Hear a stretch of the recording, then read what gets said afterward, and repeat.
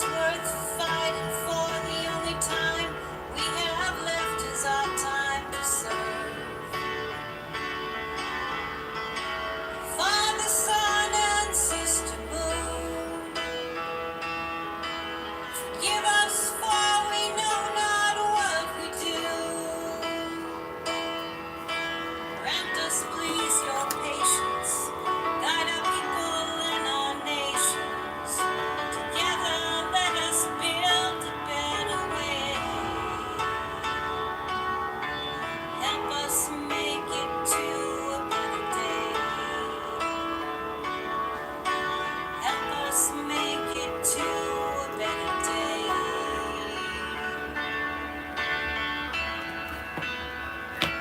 Welcome.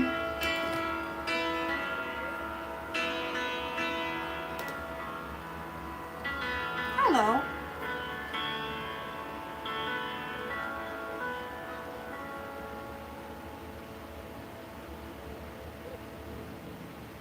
That song is called A Better Day. I wrote that a few years back about global climate change and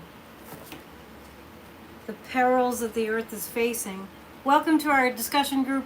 This group is about 20 to 25 minutes and we go over the readings from this past Sunday.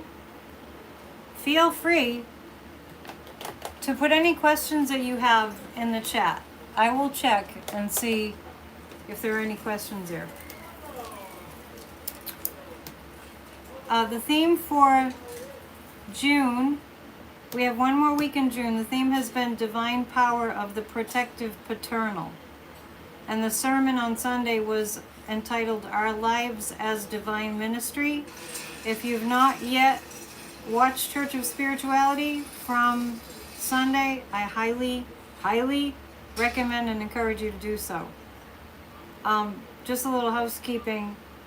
It might get noisy here momentarily because there's a religious festival going on that's kind of starting up tonight for St. Peter, the patron saint of fishermen, and I live right in the midst of it. So if it gets too noisy, I'll just close the door. But there is a nice breeze coming in. The first reading was from A Course in Miracles, and it is... I chose this because it kind of described what ministry is. So let me just read it to you. In fact, I'm actually, hang tight because I'm going to close the window now. People are having conversations outside, so hang tight.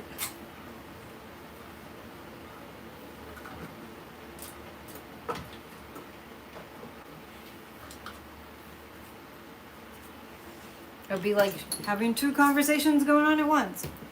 So in A Course in Miracles, which is based on the original notes of Helen Schumann, who was a Jewish woman, and she was a psychologist, and she channeled these words that she says were from Christ, even though she was Jewish. She was kind of like an unlikely person. I'm fine, Rose, thanks. I'm good, it's cooling down here. It's about to get noisy, that's why I shut the window. So Helen Schumann channeled Jesus Christ, which didn't really make sense because she was Jewish. Oh, hi, Tweet Scotchy. Let me explain, because it's fairly new that I'm doing this on this channel. We've done this a few times thus far. We were going over the Tuesday Church of Spirituality readings as a part of our Grassroots of Democracy guided meditation for a healed America. But I wanted to separate this out from that meeting just because I want this channel to have more content about spirituality, just that, not politics. They're connected, but I wanted to separate them out, and I really am interested in growing this channel. So we go over the readings here instead of at that meeting at Grassroots of Democracy.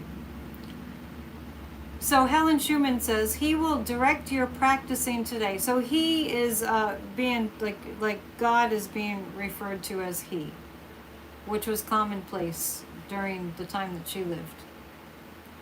He will direct your practicing today. For what you ask for now is what he wills. And having joined your will with His this day, what you are asking must be given to you. Nothing is needed except today's idea to light your mind and let it rest in still anticipation and in quiet joy, wherein you quickly leave the world behind. From this day forth, your ministry takes on a genuine devotion and a glow that travels from your fingertips to those you touch and blesses those you look upon. A vision reaches everyone you meet and everyone you think of or who thinks of you. For your experience today will so transform your mind that it becomes the touchstone for the holy thoughts of God. Your body will be sanctified today, its only purpose being now to bring the vision of what you experience this day to light the world. We cannot give experience like this directly, yet it leaves a vision in our eyes which we can offer everyone, that he may come the sooner to the same experience in which the world is quietly forgot and heaven is remembered for a while. So what A Course in Miracles is kind of, I always say it's a tough read, but this one reading was a little bit easier for me to understand. And with the theme having been on Sunday, the sermon, Our Lives as Divine Ministry, this reading embodies how to make your life and your very presence into a divine ministry. Because what she's speaking of is having taken time for our practice. And our practice is when we kind of practice the presence. I'm trying to remember where I heard that phrase. Practicing the presence. It might have been from Science of Mind. Or maybe you all have heard it. Practicing the presence. Practicing the presence means that we, like anything that we practice, that we come to it regularly. And when we practice something regularly, it's because we recognize the importance of it, the relevance of it, the impact it has on our lives. So practicing is a way of joining, I like to remind people that the word yoga means union, so this is similar. It's your practice of meditation is a way of joining with that force which created us. Being in the present. Yes, Rose. Yeah, right. Being in the present. And it's not only is it a practice, like it's something we do regularly, but it takes practice. I don't really ever meet anybody for whom meditation just is easy in terms of it being like, for some people it's really hard to get quiet. But when we practice it, we become more quiet. The more we practice, the more familiar we become with that feeling of, calm. And I always like to tell people, if we don't have some kind of a quieting practice, then we don't have a very strong frame of reference for what peacefulness feels like. It's a spiritual book. Okay, thank you, Joanne. See, that's good. It's a good reason to come together. Yeah, Practicing the Presence is a book. And who's the author? Is it Ernest Holmes? So, Rose Blue, I hope that answered your question. Yes, being in the present is a way to meet the peaceful presence. So what this reading is saying is, from this day forth, your ministry takes on a genuine devotion. What's really cool about this is I came up with the idea of our lives as divine ministry.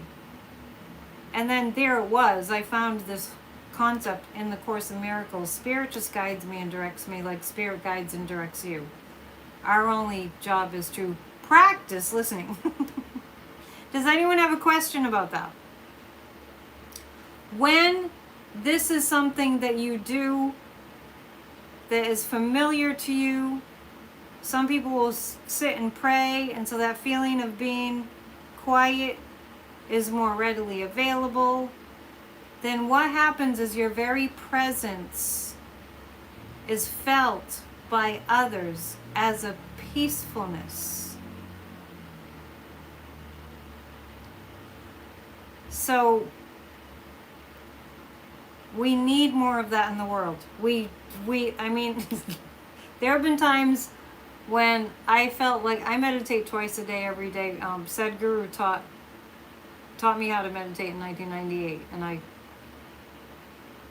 I know that it's made a remarkable difference in my life. And when I feel like sometimes I receive guidance to meditate again, aside from those 2 segments, or if I don't feel like meditating, I have to consider that it's not just for me. That when I meditate, there's a ripple effect, and I'm affecting the people on the street. I'm affecting everybody and everything. And that if I fight with the idea that I must meditate, then what am I putting first in my life? That's something that I like to think about. So don't drink the Kool-Aid is nice. So the first time I meditated, I just let the thoughts flow by. The time I was done, I didn't know I thought a lot of things. As we practice, I mean, I just want to speak to this a little bit longer. As we get into a meditation practice, we kind of work against ourselves if we expect our mind to be quiet, and we work against ourselves if we think we're doing it wrong because our minds don't quiet down. Minds think. That's what our minds do. It's a good thing, right? We want our minds to think. Over time, you won't be thinking as much during your meditation practice. And if you want to go to any Eastern teachers or religions, a lot of Eastern meditation teachers will refer to the mind as a monkey mind. Or like to get the mind to kind of settle is like trying to train a puppy sometimes. It gets like all over the place. But how do you train a puppy? I don't have a puppy, but it's repeated, sit, sit, be quiet, stay, right? Yeah, ADHD, you have to just train yourself. And know that you have a handle on that, right? That you're taking charge. Does anyone have a question before I go to the next reading? Does that all make sense? The more we go to the peacefulness and meet the peacefulness and the stillness where it is, the more we get used to that. And the more it becomes available to us when we do feel stressed. In my own life, stressful things happen, right? It's part of life. Stressful things happen all the time in our own lives. So, and you can practice this too. When some bad news comes in, something freaks you out, something makes you really afraid, something feels really unsettling, you're getting ready to do a big presentation and you're nervous, whatever it is. If we just remember, remember how I felt when I was meditating? Or remember to watch my breath. It's a really great awake meditation is to pay attention to your breath. Feel the breath moving in and out. And I can't think of too many other things that bring me into the present better than that. Okay, so it sounds like Rose said no questions. Okay. All right, good. When no one has any questions, I feel like I'm doing a good job. Oh, Rose started listening to Buddhist chants. Excellent. Buddhist chants are wonderful. Sadhguru has some chants on YouTube now too. So, and has for some time. And actually, I just want to mention that this past, was it Monday or Sunday, marked the 25th anniversary of the consecration of the Dhyana Lingam. And I was in India for that consecration. So that was a really remarkable experience that I was able to see online live from India. Yes, we think 180. Is it 180,000 thoughts a day? I thought it was 80,000. And a lot of them are repeated, right? But anyway, so the Dhyana Lingam is a structure that Sadhguru was able to create after many lifetimes of attempting this. And it's in India, and it was consecrated back 25 years ago, and I happened to have been there, which, not like I just stumbled upon it, but at the end of the whole ritualistic celebration, which went on for hours, and I happened to catch it, Sadhguru was chanting Shambho, and it was beautiful, and I was so grateful to have been able to partake of that during the live stream. I'm pretty sure it was Sunday or Monday. Chanting is extremely powerful. Chanting can change everything. Rose Blue used to panic. Yes. And Don't Drink the Kool-Aid is saying, yes, indeed, it's 180,000 thoughts. And studies have been done. Hi, Marby. Studies have been done that say that most people think the same thoughts that they thought the day before. Most of the thoughts are the same. That's why we have to be aware of our thinking. Okay, so the next reading kind of... You were in India in 1978? Oh, nice. Oh, that is so awesome at an ashram. Yeah, I was at Isha in Coimbatore, India in 1998. And I saw the consecration of the Dhyana Lingam. If anyone wants to know more about that, go to ishafoundation.org. I have Sadhguru on my wall during Church of Spirituality. He's not behind me, but he's over there. Eric Butterworth's book, You Make the Difference, is the next reading. This is a great book. There's a lot of wonderful little stories in this book and great examples. And Eric Butterworth says, when the great Japanese Christian leader Kagawa visited in Washington, a young minister volunteered to act as his chauffeur. The first day, the minister drove Kagawa around. He was amazed that such a seemingly frail older man could carry out such an active schedule and still appear fresh. On the second day, he was asked to meet Kagawa at 5 a.m. and take him to the tidal basin. There, he discovered the key to the man's serenity and strength of spirit. For over an hour, Kagawa sat relaxed and perfectly still on a bench. Apparently, he was looking at the rising sun and the play of light as it turned from pink to white on the Jefferson Memorial. Here, the great man talked with his God, read his Bible, and charged himself with the peace and power and poise of the Almighty.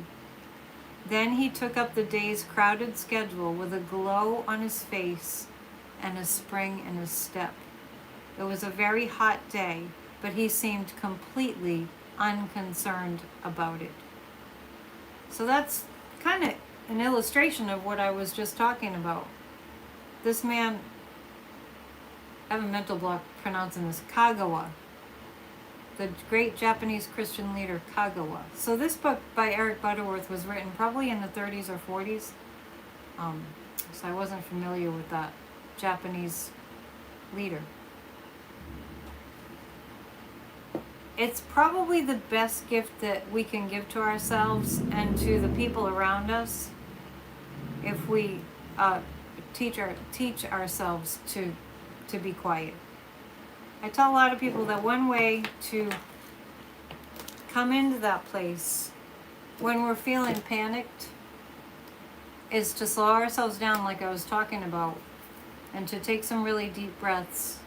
And just because so many people suffer from PTSD, we get in that fight or flight brain. It happens to everyone, but those that have PTSD, sometimes it can really feel totally out of control. And I've taught a lot of people this, and it seems to really help. Slow yourself down, close your eyes, get into a quiet place, and just tell yourself, there are no emergencies. In this space, in the here and now, I'm completely safe. I'm not in an emergency. And sometimes we just kind of have to talk ourselves off the ledge like that. I'm not in an emergency. I'm calm. I'm safe. And just breathe deeply until you feel that you're in that place. A lot of anxiety attacks are caused, partially anyway, by the mind, the brain, thinking that you're suffocating because you've kind of stopped breathing. So just a little bit of advice to bring yourself into the present. Now, when we conduct ourselves in our lives in a way that we're calm, if we have a grip, we're focused, we're on top of things, we're alert, but we're relaxed, we can be a huge example to other people. And when we're able to conserve our energy like that, and we're able to reel ourselves in from feeling anxious, we have more available energy to us to use for the good. And we will feel like making a difference in the world in a bigger way. We probably already feel like we want to make a difference in the world. Like, the title to Eric Butterworth's book, You Make the Difference. But you will feel it even more because you will have more energy. Our bodies run on oxygen. Our cells need to be oxygenated. I'm even seeing cans of oxygen in the stores now. It's kind of interesting. But we need more oxygen in our system, so we need to breathe more deeply, and that calms us down, and then we feel more energized to get out there in the world and to make a difference. Does anyone have any questions before we go? Any questions? Okay, so I want to thank you for joining me for this discussion tonight. Just know that every Tuesday at 7:45 Eastern Time, we'll have this little discussion. It'll always be under 30 minutes. I won't go beyond 30 minutes. And before we go, I just want to say thank you to those of you who have donated. Please know that this Church of Spirituality is a labor of love, but I do have bills to pay, and it does help me a lot. So thank you. There's a place to give in the description. And we'll see you really soon. Okay, lots of love and light. Thanks for coming and share. Namaste.